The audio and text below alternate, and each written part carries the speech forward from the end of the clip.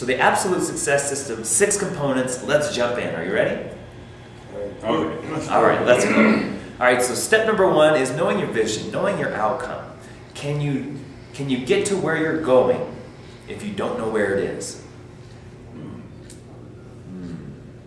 Interesting, right?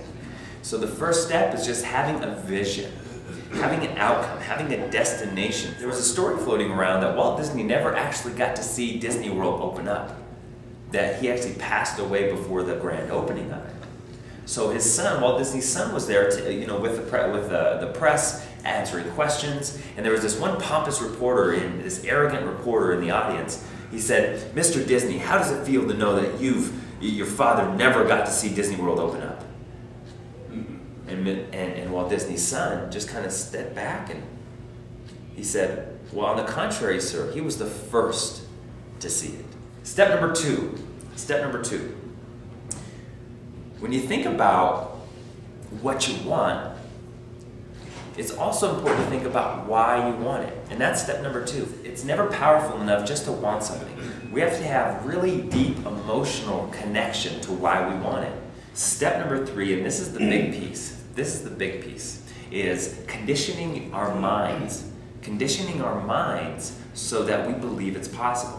Now this is where I have to disclose something, and I'm not proud of this at all. I'm really not proud of this. I used to sell drugs. Pharmaceutical drugs. Anybody familiar with the placebo effect? Yeah, very powerful thing. Well, in order for a new drug to get approved by the FDA, it has to go through this rigorous testing process. Part of it is the placebo effect. So what happens is, for example, we'll divide up a room in half, and I'll say this half of the room, here's the actual drug. It's going to have this effect, and the doctor will tell the patient, it's going to have this effect, take it once a day for a week, and at the end of the week come back and we'll look at the results. So of course, what kind of results are they going to get? And this side, the doctor doesn't tell them that it's just a sugar pill. He says, okay, here's this drug, it's going to have this effect, take it once a day for a week, come back in a week, we'll look at the results. But little do they know, it's just a sugar pill. And did you know that 33% of the time, the people who take the sugar pill will have the same exact effect on their bodies as the people who take the actual drug? How powerful are we really? How amazing are we? We can take this tiny little sugar pill and have it have an effect on our body that it's not supposed to, because of the power of our minds.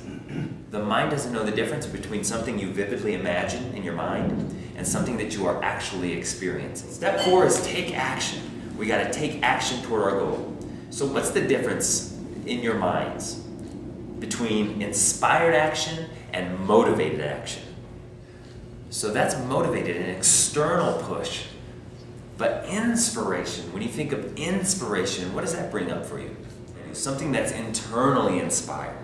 When we align our beliefs, our conditioning, and we condition our mind toward what we want, we turn our boat in the river downstream, and that's when the inspiration comes. We align all these ideas toward our outcome, and then we get that inspiration to go take action. Step number 5 is having awareness of what your action is giving you. So you may know that when an airplane takes off, between where it takes off and its destination, how often is it off course? Most of the time. Most of the time. Literally 95% of the time, it is off course. But because it has its destination, it's continuously correcting its own course on the way until eventually it lands down. Maxwell Maltz discovered that in the mind we have something called the reticular activating system. That it's the part of your brain that when you get a new car, you see them all over the place. All right, so if we keep our eye continuously on the outcome, continuously on the vision, eventually we have to get there. We have to get there. And we'll continuously correct our own course by taking action and action and action until we get there. Step 6. Here it is. You ready? We're about to finish it off. Can I get a drum roll? Flexibility.